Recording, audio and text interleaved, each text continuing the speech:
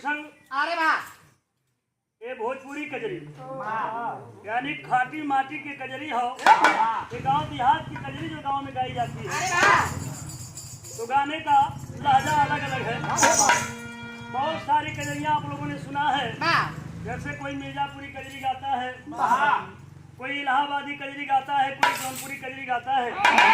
तो ये हमारे जौनपुर की एक पारंपरिक यह संस्था है। और कजली की ये जो संस्था है, ये सांस्कृतिक कार्यक्रम कैसे गाया जाता है मास्टर?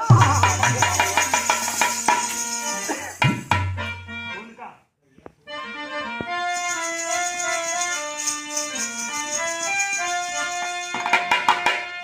बात उस समय की है जमुना समय महाभारत की लड़ाई लड़ते हुए वीर कर्ण जो है वीर गति को प्राप्त हुआ है।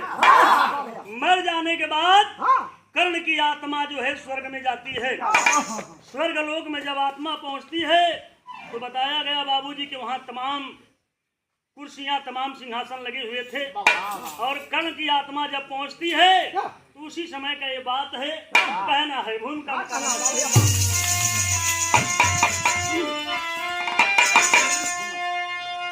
सोने का करके करण दान रण में, अरे गया स्वर्ग लोक में पाया है सोना। अरे सोने के महल में सोने की खटिया, अरे सोने की तकिया बिछाया है सोना। सोने की थाली या सोने का लोटा, अरे सोना निरख कर्ण सेवक से पूछा, अरे खाऊं क्या खाने को आया है सोना।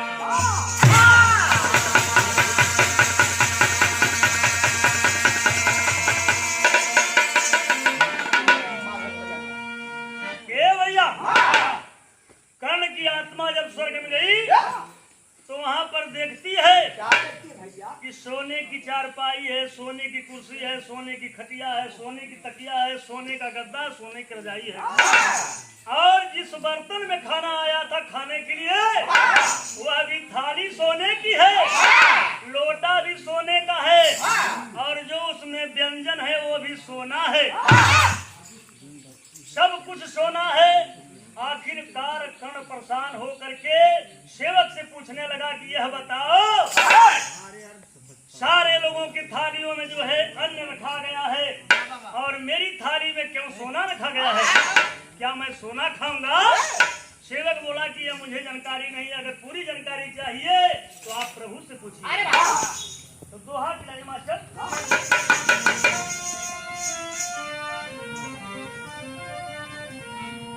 अरे सेवक बोला प्रभु से पूछो, अरे देंगे वही बता।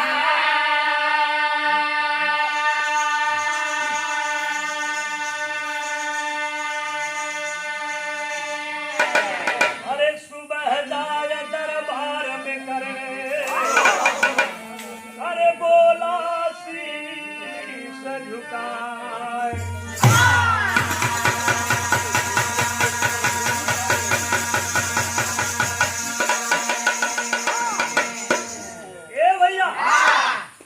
शाम की वेला में सेवक बताता है कि भगवान से पूछो, वही सारी समस्या का हल करेंगे।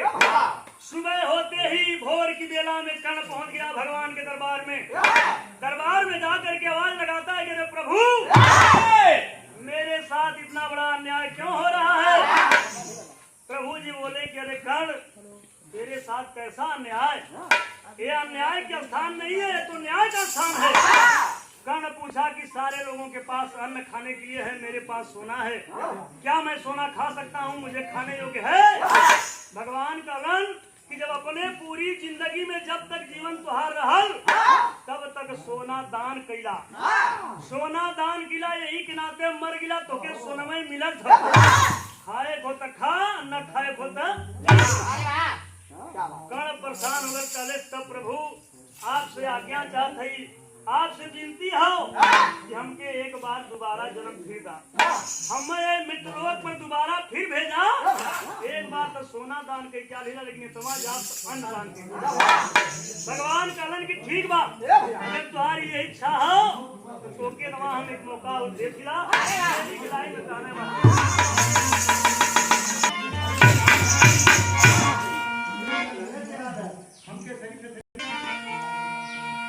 अरे भैया कई के हो कई के,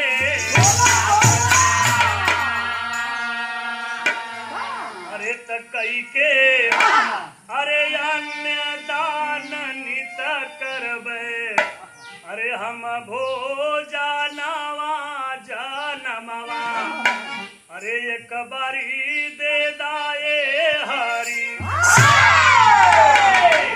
ये बतिया कौन कहने बा कि कई के अन्य दान नित करबे, हम भोजनवा जन्मवा एक बार दे दाए, यानी भगवान एक बार और हमें जन्म दा। वो दवा तो सोना दान के लिए, लेकिन दवा अन्न दान करब, जब तक केहू खिया न ले तब तक खाना खाबो। बारे कण अनुमति पा गया दोबारा जन्म लेने की, कहना है मास्टर।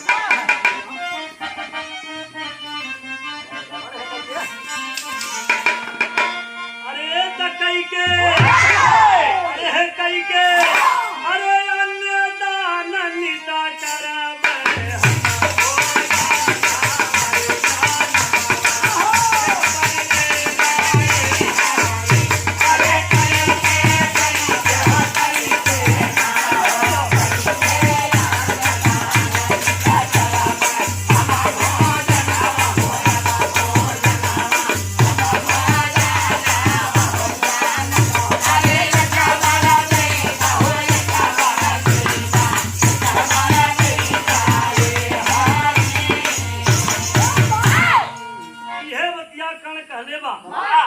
लेकिन कैसे कहा था, कहने का अंदाज क्या हो, करके भगवान का पैर पकड़ के रोवा था, कहा था भैया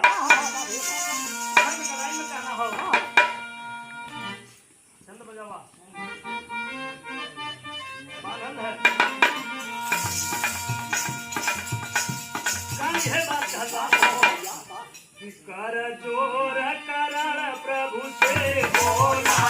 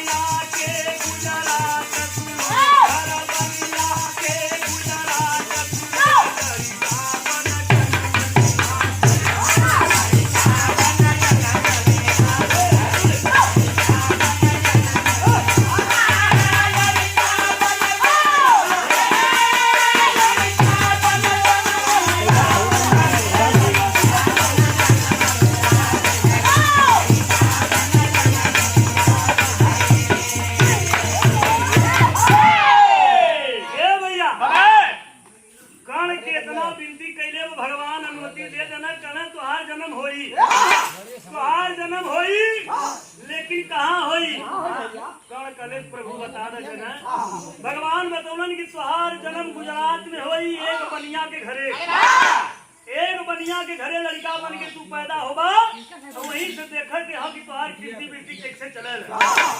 ए भैया कण आ करके एक बनिया के घर में जन्म लिया, एक बालक के रूप में जन्म हुआ।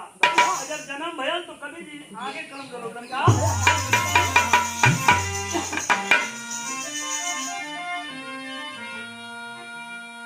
चाँद से बढ़ता सुख को पाई, यानी पैदा हो गल जैसे दिन बीतत बा इतना सुंदर लड़का, लेकिन घटना घट गई कि चांद सा बढ़ता सुख को पाई, अरे छोटी उम्र में मारे बापा माई।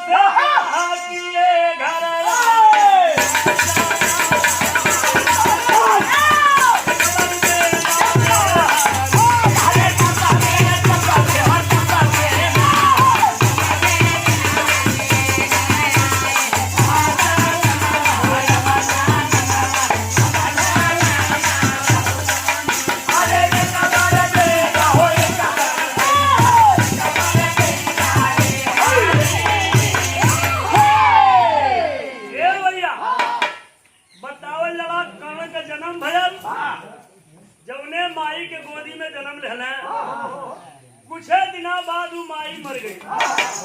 बारे भगवान जन्म दे वाली मतारी मर गई, बाप भी मर गया, बचल सिर्फ अकेल लड़का। अकेल लड़का बचल, धीरे धीरे सयान हो लगल, गांव के लोग मिल के मदद करे लगल, पियावा लगल, धीरे धीरे सयान भर तक गांव का प्रधान मुखिया मिल के ओकर बियाह कैलन। जब लड़का के बियाह कैलन, जब बियाह हो गल लड़का के तो दुल्हन घरे आई। दुल्हन घरे आइल, वो लड़का अपने दुल्हन से कहले कि सुना, हमार एक वचन हम प्रभु के दे के अल्लाह भगवान से एक बात कह के आल है। दुल्हन कहले स्वामी बतावा कौन बात कह के आल हुआ, जौन बात तू कहले वो बात की हम स्वीकार कर। कल बताया कि मैं भगवान से वचन दे करके आया हूँ कि जब तक मैं किसी को खिला नहीं लूंगा तब तक मैं खाना नहीं खाऊंगा। अगर तोके इस तरह करे को तो हमारे संगे रहा, नहीं तो यहाँ से तो बारे दुल्हन अपने पति का पैर पकड़ के रोवे अगर कलेश की आप जब खरीदा तब हम तो कभी भी भाव में कहना हो बना के है। अरे टपा से रे टपा से, अरे टप से, अरे टप से ब्याह किए घर आई।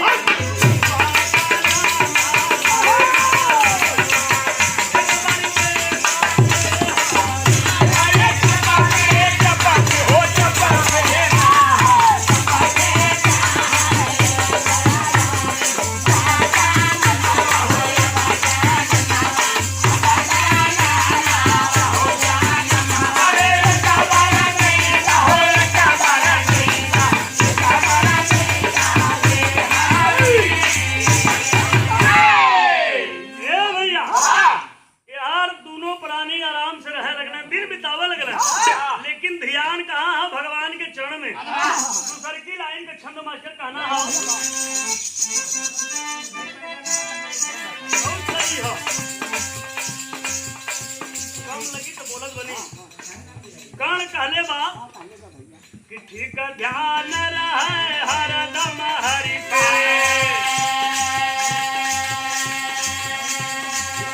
ठीक ध्यान रहे हरदम हरि पे, दिल खिलाए न खाना खाते कभी,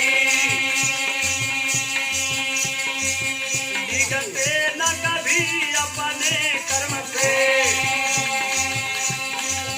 भूखा सूखा को खाना खिलाते कभी,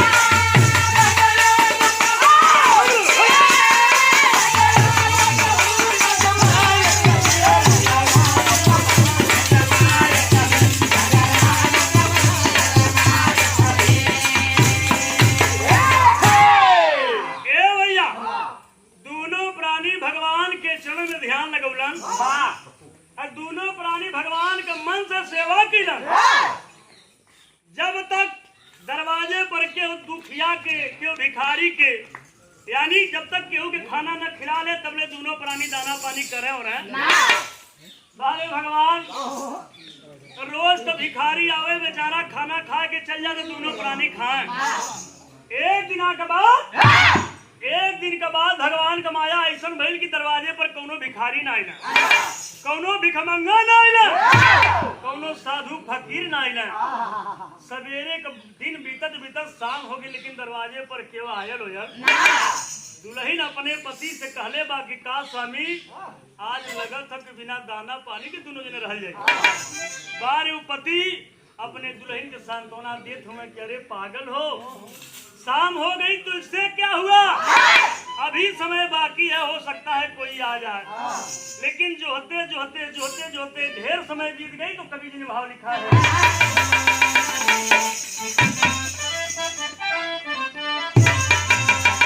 अरे थी यह प्रभु की महिमा भारी, लीला कुल भगवान का। अरे थी यह प्रभु की महिमा भारी, अरे दौरे गया न कोई भिखारी।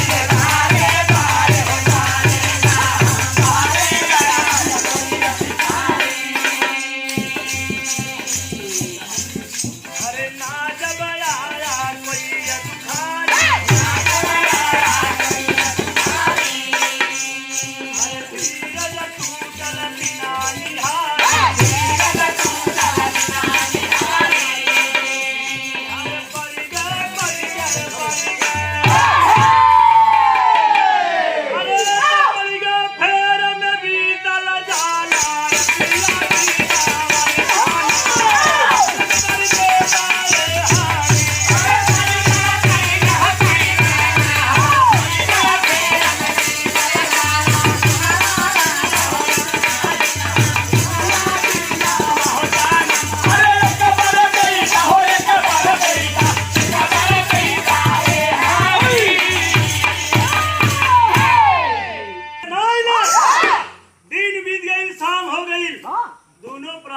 मछली छपटियाल, जैसे मछली के पानी से बाहरे कैदा बाबू छपटियाले, वही तेरे दोनों प्राणी बिना दाना पानी के छपटियाल। तो कभी भी तेरी गलाई में भाव लिखला। अरे ता पड़ी गए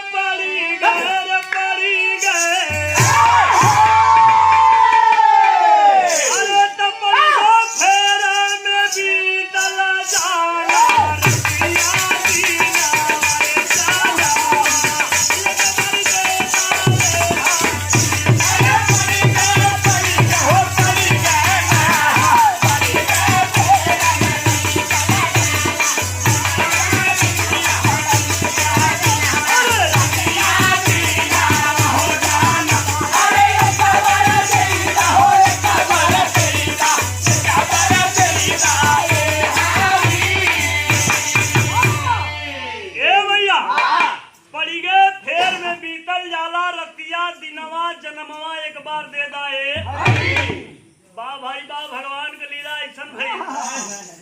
कवि जी कितनी अच्छी लाइन लिखत हुआ। कहना बाकी फांसी के तरफ दोनों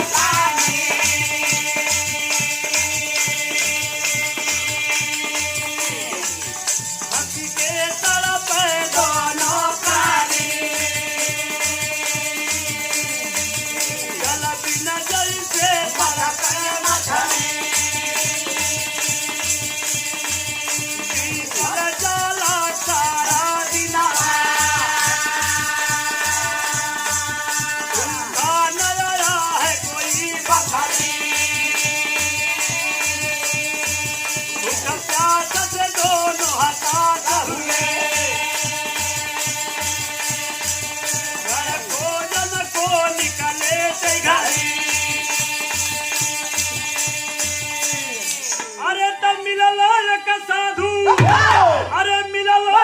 साधु रहिया मेरा जदार के दाय चरण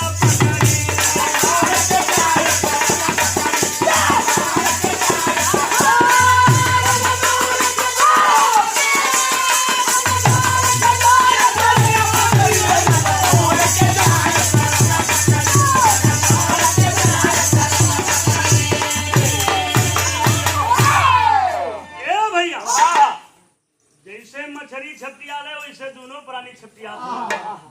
लेकिन मजबूरी हालत में शाम हो गई, शुरू डूब गई। जब के होनाल दरवाजे पर तो दोनों प्राणी घरे से निकलन, और जब दोनों प्राणी घरे से निकलन वो टाइम कर्ण कहता है अपनी दुल्हन से बोला कि अरे प्राण प्रिय, यह मेरा काम है, तुम सिर्फ घर पर रहो। दुल्हन के घर पर रोक देना, अपने अकेले निकल दिया है और चल दिया पता लगाने के लिए कि आज का दिन मेरे दरवाजे पर कोई भिखारी क्यों नहीं आया। सोच रहा है कि कोई मिल जाए दिन दुखिया में उसी को खाना खिला दूंगा। चलल बा बताओ जरा क्यों मिलल ना मिलल के। एक साधु मिलन तो उनकर दशा का रहल साधु का, तो एक कदम साधु रहे पुरनिया, अरे एक कदम साधु रहे पुरनिया, अरे चुअत रहली कोरा बदली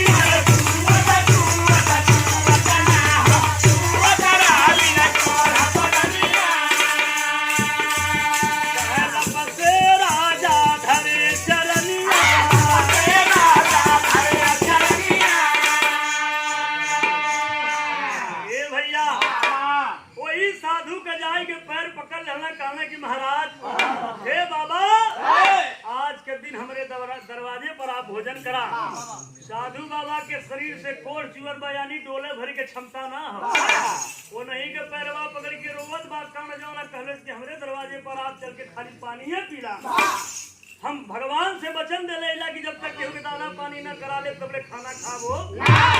साधु कालन के रे लड़के कालन की हम चले वाली अवस्था में लौकत हई, हम तोरे नियर जवान हई, अरे हम तो अपने जगह से उठ भी ना सकत हई, तो तू हमें ले कैसे देगा।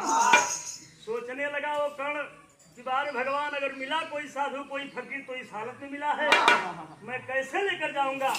लेकिन साधु बाबा खेवतिया कहलन, अरे तो साधु साधु रे साधु,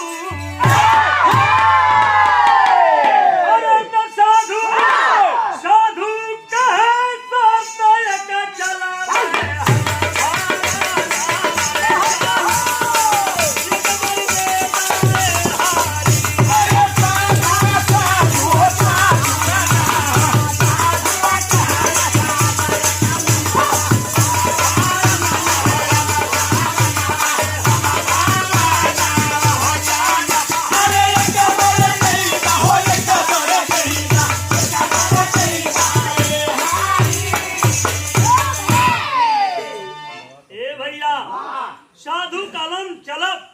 लेकिन एक शर्त हो तोरे संगे चलब।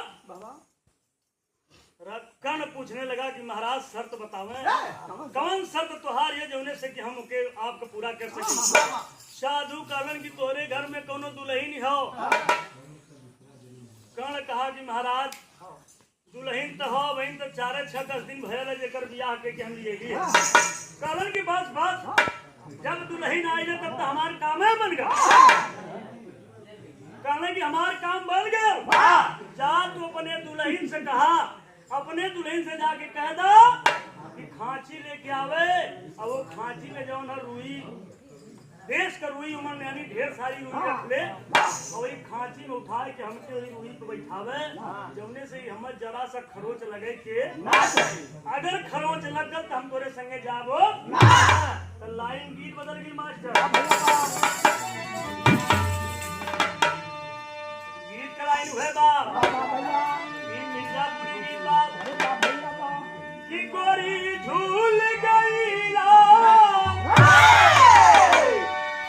तो गोरी झूल गई झलुआ हजार में सावन के बहार में गोरी झूल गई झलुआ हजार में सावन के बहार में गोरी झूल गई झलुआ हजार में सावन के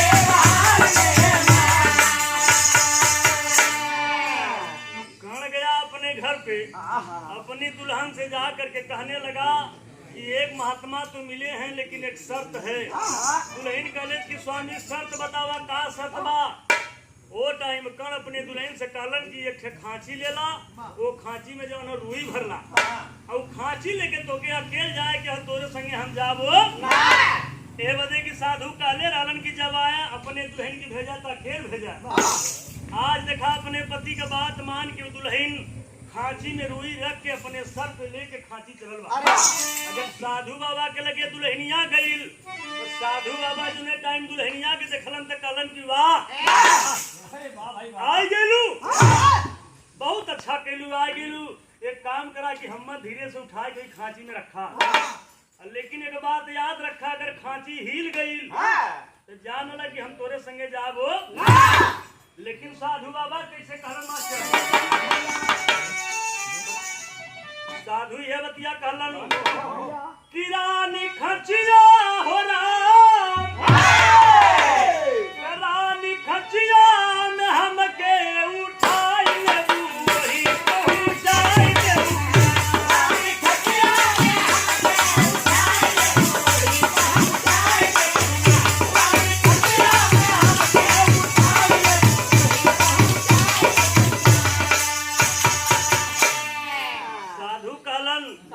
कि कई के सोरा हो सिंगारी,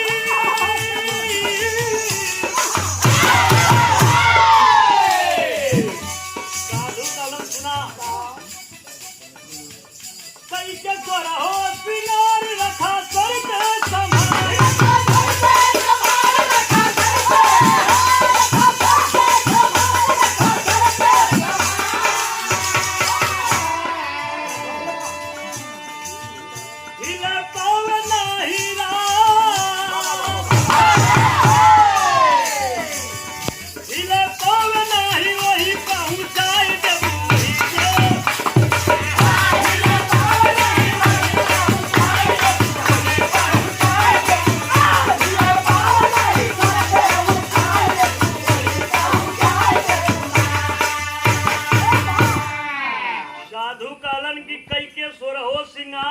सर पे संहार हिले पावे नहीं सर पे उठाए लेबू वहीं पहुंचाए देबू ना। बारे दुल्हन साधु बाबा के इतने प्रेम से उठा के खटिया में रख ले और खांची में रखला के बाद में अपने सर पे रख ले और लेकर के अपने घरे गई। जब अपने घरे गई हो बाबूजी तो देखे साधु बाबा पहुंच गए घरे पर, और जब पहुंच गए तो बैठ के अपन आसन पर आसन जमाए के बैठ गए और पानी और दाना दोनों अन्न पानी कैलन। अन्न पानी कैला के बाद में कण पूछने लगा, कण पूछने लगा कि अरे महाराज आपसे एक विनती है महाराज कि आप रोज हमारे यहाँ अवल करा, लेकिन महाराज कारण की हमार गति वो लायक ना है जमने से कि हम तोरे के रोज आ सके। अरे आज के दिन तुहरे दरवाजे पर केव आयल नहीं एकरे नाते हम ही नहीं तम अपन आसन छोड़ के आई तो ही। लेकिन अपने दुल्हन से फिर कहा कि जहाँ से हमके लेके आए वहीं चल के पहुंचावे। अब देखा दुल्हन से दोबारा कण काले बाटन से दुल्हन दोबारा फिर का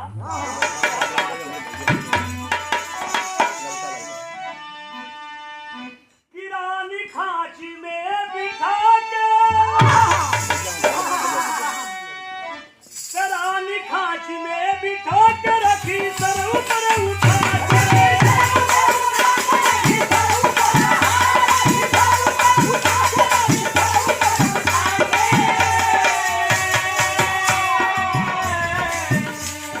वही साधु कहले उतार देबू वही पहुंचाई देबू।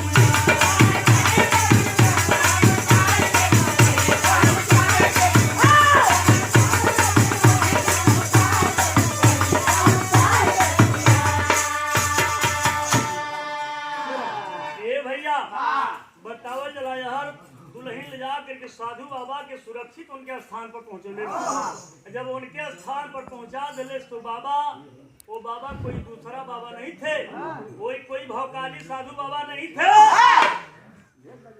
बल्कि वह स्वयं भगवान थे।